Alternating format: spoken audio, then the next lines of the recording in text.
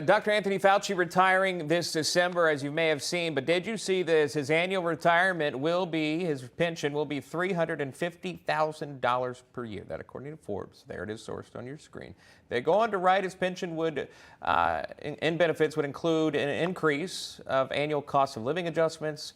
He served 55 years of service as a federal employee, 38 years at the NIAID. As well.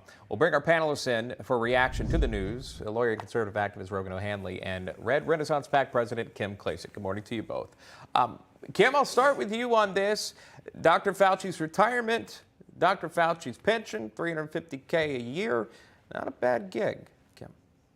Not a bad gig at all, but we know government workers make a lot of money. And like many of our members of Congress and others that made decisions during the pandemic, Dr. Fauci did not miss a paycheck while he was trying to guide the country and really the world on a journey. Look, I don't envy the fact that he had this job, but at the end of the day, I think Dr. Fauci really played a part in pushing fear mongering.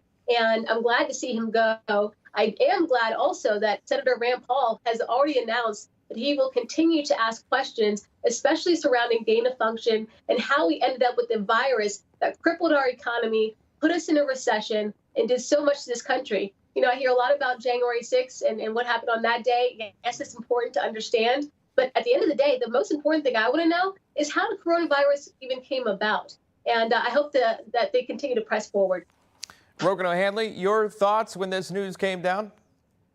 I mean, it's infuriating. I know most people watching this are ripping their hair out that this guy can engage in some of the most oppressive, liberty-infringing, policy-making, authoritarian, narcissistic. The guy, I mean, have you seen him throw a baseball? For that, it's like that, for that alone, he shouldn't get a single dime.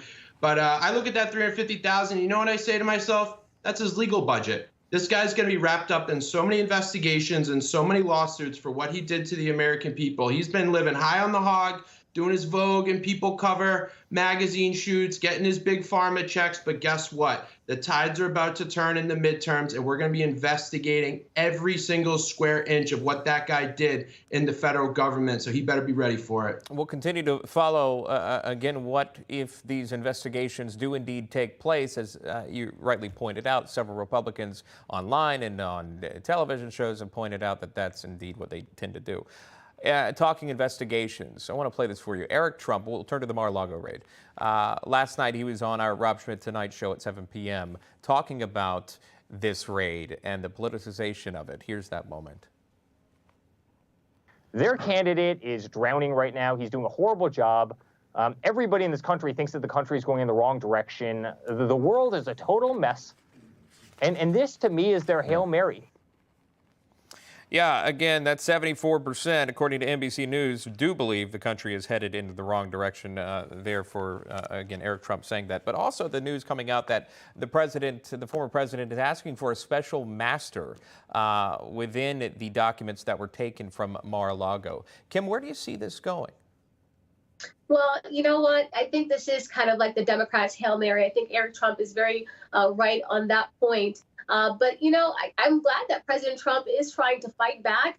Again, when we're looking at the documents that were taken in that raid, these could have been classified documents that were declassified by President Trump on his way out the door. So we don't even know that. I think this is a Hail Mary in the fact that we know that this is probably going to go on longer than the November midterms. And that's what this is about. This is about making people think that President Trump did something nefarious in hopes that some of his candidates that are on the ballot right now do not end up winning on November 8th. The New York Times reported last night that of those documents, according to their sources, their resources, that 300 classified documents were at the Mar-a-Lago estate. Again, President Trump wanting a special master because obviously all of them weren't classified, things that were taken. We know that because passports were taken and such. Those were given back. But I'll go back to Rogan Handley on this. A special master being called for. U.S. Magistrate Judge Reinhardt says that the government can issue redactions to that affidavit by noon on Thursday. It seems to be a trickle down of information. Talk to me about that. Yeah, I mean, of course, it's going to be a very slow trickle because the DOJ doesn't really have anything. We've seen it with the Russia collusion special counsel investigation, impeachment hoax 1, impeachment hoax 2, the January 6th. It's all a distraction. It's trying to create a lot of smoke because they know they don't have a smoking gun. If they did, they would have acted on this a long time ago. The special master is a way to take this out of the hands of some corrupt DOJ, FBI officials and give it a little bit more neutrality, although I still don't have a lot of optimism there. But, you know, the DOJ, the FBI, they know none of this can stop Trump from running in 2024. This is all a smear campaign. The Constitution is very clear. You got to be 35, born in the United States, live here 14 years. That's it. So this is all just to bog him down and try and smear him because they know he's unstoppable in retaking the Republican Party, retaking the White House in 24.